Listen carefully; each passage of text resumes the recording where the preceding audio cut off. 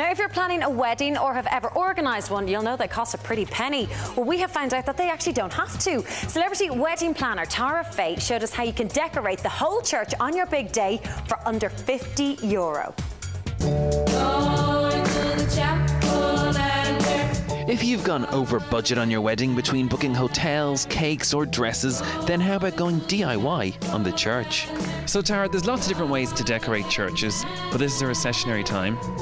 And you're going to show us, or have shown us, how to do a church for under €50. So basically, well, our candles are pre-loved candles. So what you can do is borrow candles from friends who have already used them.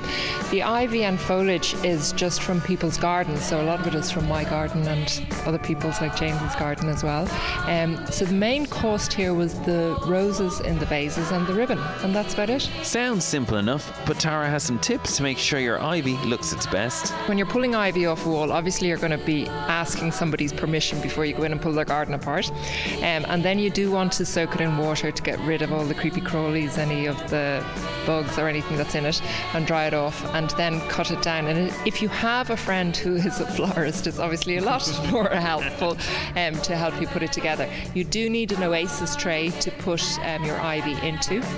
And then you can use blackberry brambles, you can use any sort of foliage, but ivy is always a good one to fall back on. Okay, and at the end of each pew I've noticed you have, I don't know what to call it, you've ribbon on some and you've got ivy put together on others. How do you do that? Again, you just take your long strips of ivy, so you want to get nice pieces of ivy, and that's usually better if it's coming from a tree, off a bridge or an old wall. You'll get long, nice trailing bits of ivy. You just tie those together with some ribbon and always tie them onto the pew.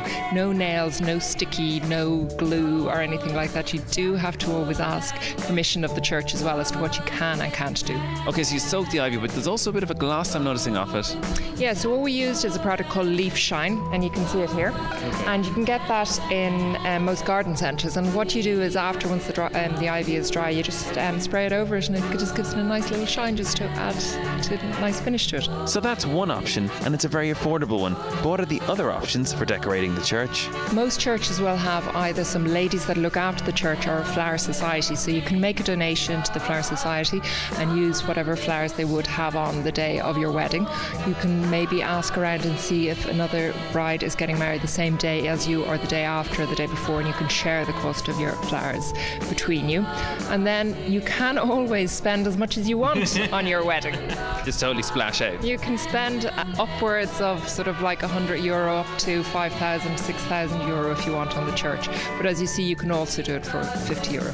Well, you can be sure celebs like Andrea Corr, whose engagement ring alone is worth over 70 grand, spent a little bit more than €50 on the church decorations. But it's not only churches you can get married in these days. We marry people in diverse locations, from rambling country houses through to sports centres, community halls.